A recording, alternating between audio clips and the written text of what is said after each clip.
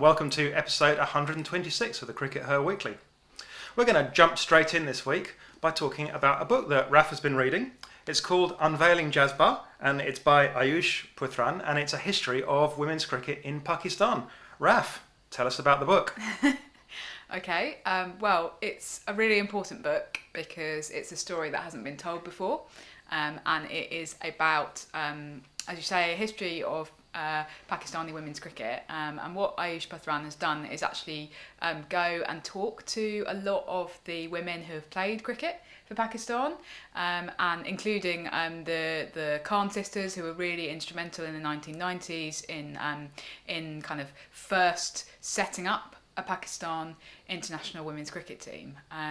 But it's just some of the stories that he's dug up are just like very difficult to read, some of them, and really make you think that some of the things that we talk about in the podcast and some of the things that we are often bang on about in terms of pay and the conditions of pitches and things like that just actually are quite insignificant when you read some of the stories about what the women in Pakistan have had to go through in order to actually just pick up a bat. So it starts off with the story of Sabah Nazir, who in 2009, so it's relatively recently, 2009, she was a 17-year-old who wanted to play cricket, and she told her mum, and her mum said, no, you can't. So she was initially defying the wishes of her mum. She then went through lots of different things in order to try and play cricket, including having to walk for miles, not being able to have anything to eat. At one point, she went and cut off all her hair because that was the way that she could get on the bus, because then she would be mistaken for a boy. And then her family, that kind of brought shame on the family, because if you're a woman, you're meant to have long hair in Pakistan.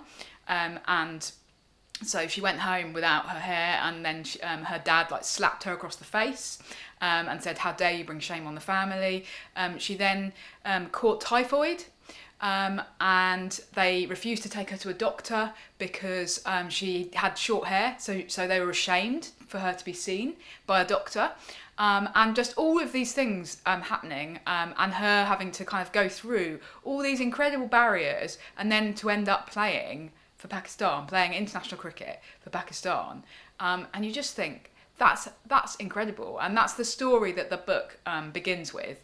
And then it takes you through the various kind of, the fact that there are plenty of women who are currently in the Pakistan team who have been through similar in terms of family opposition to them playing. The fact that some of that opposition then sort of dies out to some extent when Pakistan is successful in women's cricket. So I think it was in 2010 they won the Asian Games, they won gold, and then they came home to this amazing reception, and a lot of the conservative family members of players who'd been quite anti them playing then sort of came round and were like, oh well, if you're going to get in the newspapers and you're going to have some success, then hooray, that's great, and we're no longer ashamed of you. But just all of those incredible barriers that women had to go through in order to play cricket in Pakistan, and are still going through to some extent, because I don't think that the opposition's completely gone away, although we are in a much better situation than we were back in the 90s when they were facing death threats and having to kind of practice in secret. So yeah, really, really good book. I think my quote on the back sums it up, if I'm allowed to read that out. It says, Ayush Puthran movingly and eloquently tells the stories of the Pakistani women who have had to fight to play the sport they love in the face of extraordinary societal challenges. Read it, weep for the lost opportunities, and share in hope for the future. So, buy the book. It's good. Okay, thank you very much. Okay. So shall we talk about the 100, Sid? Yes. And you have been doing all kinds of things this week. You've been doing lots of jiggery-pokery on your computer that I don't really understand, but the output at the end has been these amazing, beautiful charts that you've been producing. Tell us more. Yeah, I've been working on some new charting tools. People will know that I like to post charts and stats about what's going on in the game and about what people are doing in terms of like this is the the high point of somebody's career or a low point, or this number of runs scored in the power play, things like that. So I love expressing that in charts, and I've been using Excel to do that for many years, but I kind of started to feel the limitations of what Excel was capable of, so I took a leap and decided to go the whole hog and write my own charting tools from scratch. Wow. And I've been working on that, and I think we've produced some quite interesting stuff. So we've been producing a chart called the Milwaukee. Why is it called the Milwaukee? Well, I it's don't because know. it's Manhattan has lots of tall buildings, whereas Milwaukee, if you've ever been to Milwaukee, only has a few tall buildings. Okay. So the Milwaukee just has like 4 tall buildings, which show you the 4 quarters of the game, and how many wickets have been lost, and how many runs or what run rate teams have been scoring up in the 4 quarters of the game. So that's an interesting one because it allows you to see some interesting patterns that have been emerging in the 100 this year. One in particular, that teams have been starting off very strongly, and then they've been falling off a little bit in the second quarter. So typically the run rate's going down in the second quarter. This is a change from typical T20 and a change from the 100 last year, when the run rate would typically climb throughout the game. Yep. So typically in the 100 and in T20, the run rate gradually goes up step by step, whereas here we've got a step down before more steps upwards. So some really interesting stuff coming out of that. That's great, Sid. So check out the charts on Twitter. And just after we recorded last week's episode of the podcast, so the match that was on Sunday between the Spirit and the Superchargers at Headingley, there was a little bit of controversy. And actually Danny Gibson tweeted after that match. Spirit player. And she said, "The size of the boundary at Headingley today for the women was too small. The women's game has developed so much since the Kia Super League years, and bigger boundaries makes it such a better contest between fielders and batters. It was either 4 or 1s today." Now, you've been crunching some numbers on that, haven't you, Sid? I have, yeah, and it's been really interesting. So I've looked at the numbers between kind of last year and this year, and all of the batting metrics are up, and we can sort of see that because we can see the scores are slightly higher this year. One of the charts I've been producing is called a ghost chart, which shows a sort of ghost expression of what a typical score is in the 100 and what the team is actually scoring in the first innings typically, and we can see that those teams are typically exceeding the ghost score. So we know that runs are up a bit, but everything else is up as well. So singles are up, 4s and 6s are up, first innings run rates are up, second innings run rates are up, power play run rates are up, wickets are down, which is a positive for the batting side. Everything's up except 2s. 2s are down. So there has been a significant change this year, and essentially what Danny Gibson said is right, that over the whole competition it's been like that. Now I think there's an awful lot of reasons for this, and we should stress that the regulations on the boundary size haven't changed. There was an issue at Headingley because originally they were put out too small. Yeah. And it was just total mistake I believe on behalf. Holly Armitage noticed that and Yeah. realised that was the case. So good for her, and she asked them to correct that. That led to them delaying the toss a bit. So that did get sorted out, but the boundaries that were played with were within the regulations, and the regulations haven't changed. There's no directive. We're assured that there's no directive from the ECB going they must be small boundaries. That's not the case. Just seems to be a decision that's taken on the day, but by the ground staff, I guess. Yeah, and in combination with people talking to the teams and things like that. But there's no directive that's come down saying there have to be smaller boundaries than ever before. That's not what's happening. It's a factor of a lot of different things. I mean, one big thing is the fact that we've got all the really top overseas players here this year, which, with respect to the players that came last year, they weren't quite the very, very best. And this year we have got the very, very best. Yeah, and we're scoring more runs. Yeah, we're a year deeper into professionalism, so obviously you're going to see even the English domestic players are going to be better. That's just a fact. Yeah, absolutely. So I think there's a combination of an awful lot of things, but the bottom line is that Danny Gibson was right. Yeah. 2s are down despite everything else being up. That's really interesting, Sid. Okay. So but I've had my head buried in the stats. What about sort of the wider things in the 100, Raf? Yeah. Let's have a quick talk about that. So we can see that there's 3 teams that still have their destiny in their own hands. So Invincibles, the Brave, and Phoenix. Yeah, because Phoenix are the top. Yep. So those three teams are the key ones. They're the ones that look like being the teams that are going to qualify. You wrote a bit about the Invincibles this week, didn't you, Raf? Because you wrote about captaincy. Let's talk about that. Talk about the Invincibles captaincy. I did, and the controversy or the discussion around this has actually deepened since I wrote that piece, because essentially what happened at the match at the Oval last week was that Invincibles dropped Danae van Niekerk. So you're only allowed to field 3 of your 4 overseas players, and they basically said, okay, well, we don't think that she is she is coming back from injury, but there was no injury thing. It was just, we want to play Cap, Ishmael and Susie Bates. So they had Susie Bates as the sort of stand-in captain for that game, and they lost. And so there was a big conversation around that. They then, a few days later, in their next match, also chose to go with the same team. Not quite the same team because Alice Capsey came back, but the same captain. And so they also didn't play Danae van Niekerk. Susie Bates was the step-in again. And it'll be interesting to see what transpires for the rest of the competition. But yeah, it was a big talking point and a very strange thing to do, I have to say, quite bizarre, to have somebody who you have hired as your overseas, who you're paying like a good amount of money to, and for them to do that role, for them to play, first of all, but also to be the captain. And that's been their role, and that was Van Niekerk's role last year, and she did it very well. She led them to victory. To then suddenly turn around one match into the competition and say, oh, well, despite the fact that we won that game, because they won their first match, we think that you aren't good enough to be in our best 11. It's very, very odd. And I was kind of writing about this balance between how you choose your captain, whether you choose them first and then you select the team around that, or whether you choose your best 11 and then you choose a captain from that. And they've obviously gone with that latter approach, but to me it just doesn't make any sense. For starters, it's got to be very difficult if you're one of the players in the Invincibles team to suddenly have that disruption. So there's that.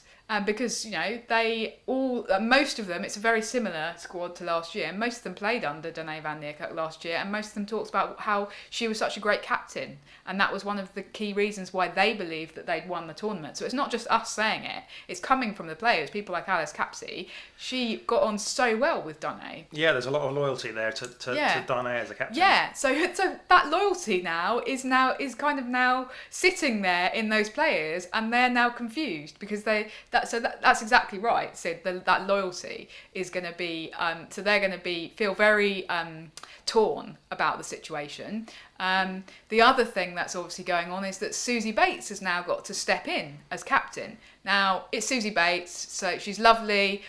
She's got a very level head on her shoulders. She's got lots of experience of captaincy. She absolutely knows what she's doing. I don't have a concern particularly, but it's not an ideal situation for her to suddenly be launched into the captaincy when she might well have thought that she would be, of the overseas players, she would be the one missing out. So that's a very difficult situation for her to get to grips with and to establish her authority over the team on the field. And I do think that they've kind of made a bit of a rod for their backs there, and it's a very strange situation. If they didn't want Danae van Niekerk to be captain, or if they had some concerns about her, then they should really have said that quite a while ago and actually established that within the team before everyone got together, rather than doing it like 3 days into the tournament. It just doesn't make any sense to me. If we're on the subject of captaincy, and I'm going to keep banging on about this because I can, London Spirit are one of the teams who are struggling. I think they've played 4 matches now and they haven't won a single match. 3 matches, okay, and they haven't won any. Sorry, Spirit. And that has actually, I think that their situation has been made more difficult by the fact that, obviously, to some extent, they were facing up to Heather Knight, the loss of Heather Knight, and that was something that they couldn't necessarily have anticipated. So it's a bit more understandable. But what they've done is hand the captaincy to a young player, Charlie Dean, who doesn't have a huge amount of captaincy experience, and especially captaincy experience at the kind of level that we're talking, where you've got all of this scrutiny on you. So she obviously did captain Hampshire a few times, but that was in the Women's County Championship when, she's being watched by two people. You and me. Yeah. And now she's doing it in front of a crowd of 15,000, and that is quite difficult. And also with it being handed to her very much at the last minute, got 2-3 days before the competition started, just being told, oh, you're going to be captain, by the way. And it does seem a bit of an odd one. There are other people around who perhaps that Spirit could have given it to, who it wouldn't have been such a difficult thing, perhaps. I feel for Charlie Dean, actually. I think that they've given her a really big task, and it's been a big thing for her to get to grips with. Actually, I was listening to the No Balls podcast yesterday. Kate Cross now. You were listening to a rival podcast. That's terrible. No, we listen to our rival. We don't think of them as rivals. We think of them as friendly competition. No, so I was listening to No Balls yesterday, and I find it really interesting to listen to because they often say things on No Balls, and you think, oh, you wouldn't say that to me if I was interviewing you post match, Kate Cross. And one of the things that she said, Kate Cross said, and she's obviously the captain of the Manchester Originals. She said, I really struggle with captaincy during the 100. She basically said, I have sleepless nights. I lie awake at night during the 100 thinking, what am I going to do? Who am I going to field here? Who am I going to bowl in the power play? And I just thought that was really interesting. And Kate Cross is somebody who is quite an experienced captain, who has captained Lancashire and the Thunder in many other contexts, knows her players really well. And actually, even she admits that the 100 is kind of different gravy in terms of captaincy. An extra level of pressure created by that media and that public public scrutiny. Yeah, so even for somebody who has captained a lot, it's a big deal. Still a tough gig. Yeah, so I think I think that's exactly right, that they've handed Charlie Dean something that's quite tricky for her. Okay. So those are my captaincy thoughts. And talking of Heather Knight, We've had some big news this week about her, haven't we? She is out of the India tour, out of the WBBL. She's had surgery this week. She's hoping to be back and rehabilitated in time for the 2020 World Cup in South Africa at the beginning of next year. That starts in February, is that right? Runs in February into March, I think. And that's going to create an interesting captaincy situation for England, isn't it, Raph? Yes, it is. Yeah. Talking of captaincy, this is like the captaincy issue of the podcast. I think that England are going to be a bit concerned about this. And I did write a piece for CRICKETher a couple of weeks ago after the Commonwealth Games, essentially saying that what England have been doing for the last couple of years is a big gamble. They made Nat Siver vice captain. And she's only a couple of years younger than Heather Knight. They've kind of then, when Nat Siver has been captain, she's been captain kind of in name only. She's not being given it doesn't seem like, from what she says about the plans that are being made, which are all being made by Heather Knight and Lisa Kiteley kind of off field, it doesn't really feel like Nat Siver's being given the rope to go out and actually make her own decisions. Yeah, she remains essentially the vice captain despite being the leader on the field. Yeah, and I think that has been made, that decision was kind of made almost in order so that Heather, they weren't brave enough to make a decision at the point at which Nat Siver was elevated to the vice captaincy. They weren't brave enough to make a decision about who they thought was going to succeed Heather in the long term. So it's interesting because when Heather became the vice captain, so they decided to appoint a proper vice captain, and they were quite explicitly pretty much going, well, we're going to appoint a vice captain and we pretty much expect this person to be the next captain. Yeah. Now, England under Heather Knight have appointed two long-term vice-captains, first Anya Shrubsole and Nat Siver, and the appearance is that both of these have been appointed on the understanding that they will not be the next captain. They've been appointed because they're not really long-term rivals to Heather Knight. And we think that that's a mistake that England have made, don't we? Well, absolutely it is. I mean, it was always a gamble because you never know when you're going to trip over a cricket ball and be out for the next 6 months. And so it's transpired. It was a gamble that, let them down during the Commonwealth Games because they then had to go through that experience of not quite knowing where the authority lay when Heather, it turned out, wasn't going to be able to play in the Commonwealth Games, and they've now going to have it in the India series when they're also going to have a coach who, in Lisa Kiteley, who is disappearing in 4 weeks' time back to Australia. Now, we obviously wish Lisa Kiteley all the best, and that's a perfectly understandable decision for her to have made. But it's going to be a very odd series, and really almost what you need at the moment is a coach in place who can make that decision about who Heather Knight's successor is going to be. Because this is the point at which you want to bring them in and say, okay, have a go, be a captain, like do what you're going to do, and let's teach you and let's blood you. And I really wish Heather Knight all the best. Of course I do, and I really want to see her back playing. But we do have to face the fact that this is obviously a much bigger injury than England were making it out to be initially. Perhaps they thought that it wasn't as big an injury as it was. I don't know. This is a big operation that she's been through. It's a big period of recovery. It's possible she may not come back from it. England have to face that. If you're the England management and you're not thinking about that as a possibility, then you're not doing your job properly. So they need to think about, therefore, who is going to replace her, potentially. Who might have to do that? It will be exactly the same, you would hope, that conversations that Cricket Australia will hopefully be having, the management around the women's team, will be having about the possibility that Meg Lanning doesn't come back to international cricket, or that Meg Lanning comes back to international cricket but says, actually, I'd rather not be captain because I'm fed up with that scrutiny. Now, Lanning's deliberately left it open-ended and so I don't know if I'm coming back or not. So they've got to plan for it. England have got to plan for it as well. Yeah, and Australia actually have done a similar thing to England in a way, haven't they? By appointing Rachel Haynes the vice captain, who is older than Meg Lanning, yep. and definitely not a candidate as a long-term replacement for that reason. So, yeah, interesting stuff, Raf. It is interesting. And finally, this week, the ICC have made a fantastic, wonderful, awesome announcement. The ICC have announced the Future Tours Programme, which is going to see an explosion in the amount of women's cricket. There's been fanfares, there's been trumpets, they've been partying in the streets of Wokingham. And yeah, you must be excited, Raf. Oh, brilliant, Sid. No, I'm not excited. I am... Oh. I'm sorry, I've burst your bubble there. I'm sorry, I'm about to burst anyone's bubble who's really excited about the ICC Future Tours Programme. I think the ICC have played a blinder here, Sid, I'll admit. They've basically managed to create positive PR around an announcement of pre-existing fixtures. I don't really know how they've done it. They've basically got, they've got the ICC work experience kid in to design a lovely graphic that just basically puts...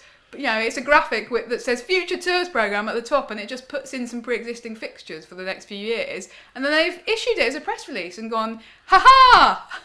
We've done something really brilliant for women's cricket. But there's going to be more tests, Raf. The ICC have announced that there's going to be more tests. tests. Coming to that. Okay, so basically what we've got, the Future Tours Programme, is what we've had since 2014, which is, here's the ICC Women's Championship. These teams have to play each other in this window in bilateral series, but we already had that. They also already announced the fixtures for this cycle of the Women's Championship, so they've banged on again about the fact that they've expanded it to 10 teams. Yeah, they have. Yeah, you announced that already months ago. We already knew that. So, congratulations. And then the other thing that they've done is they've gone, oh, well, we've also got all these World Cups. It's like, yeah, we already knew they were happening as well. Thanks. You're just re-announcing stuff. Now the test thing, this is the worst of the lot, okay? I cannot believe this. The ICC have had the audacity to try and say, oh, look at our Future Tours Programme. More countries are playing women's tests, and they're trying to take the credit for it. It's insane. Literally, in June, their head honcho went on BBC Radio and said, no, we don't really support women's test cricket. We don't see that as part of the future. And now they're trying to claim credit for organising more women's tests as part of their Future Tours Programme. No, I'm not having it. It's absolute nonsense.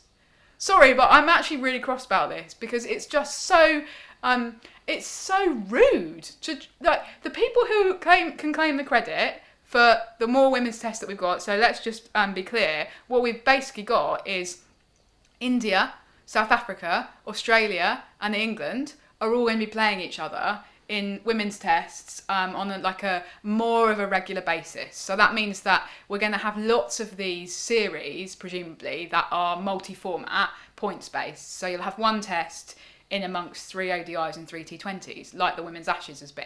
So it's great. So Australia are going to play a test in India. South Africa are going to play a test in Australia, and England are playing in South Africa, and in India they're playing tests. So it's really exciting. But the ICC, in other contexts, freely admit that it's nothing to do with them whether countries organise tests, or they try to say it's nothing to do with them, and they say, oh well, that's up to the cricket boards.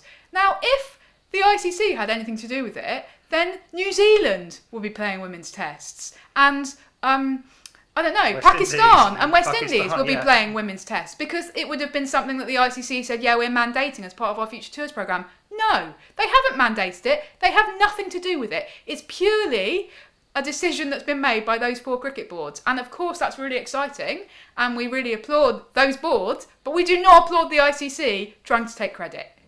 End of rant. Okay, well, I think that what you need is a nice sit down and a cup of tea after that, Raf. Yes. So, on that bombshell, we will say goodbye. We will get Raf a cup of tea, a chance to sit down, and we'll see you back here next week. Goodbye. Bye.